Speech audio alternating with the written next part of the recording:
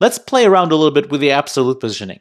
Let's take this third box, which is colored cadet blue, even though to me it looks a little bit green. Let's take that and let's try to set its absolute positioning to move it right back to where the maroon box used to be. So let's go to paragraph 3 and we'll set its position to absolute, and we'll give it a top of 0 and we'll give it a left of 0 as well.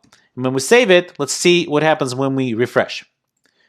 And voila, when we refreshed, you could see it was taken out of the regular normal document flow, but it's not quite where we wanted it. We wanted it right here in its original, in the spot where the maroon box used to be, but yet it's flush, right flush with the browser's edges. Now, why is that happening? Well, let's take a look at our document structure one more time to figure that out. This is the box number 3 right here, represented by a paragraph with the ID P3. Well, we remember that absolute positioning needs a relative or an absolute parent or an ancestor. Well, it goes up the chain and says, is this element something that has its position set to either absolute or relative? And the answer is no. So it keeps going and it goes up to the body element and asks, does this element has an absolute or a relative position set on it? And the answer is no again. So it jumps all the way to the HTML element, which has its position set to relative by default. And that's how we end up with the box going all the way up top. So how do we fix it? Well, simple. We just need to anchor the ancestor or the container of our paragraph tag with the position relative. And any element contained within that container element will then be positioned relative to its edges. In our case, since we want this box to be relative to the containing div element, we need to set the containing div element's position to relative. Let's go ahead and do that. We'll say position relative, we'll save it, we'll refresh, and when we do, it should jump right here where the maroon box used to be, and exactly so it does.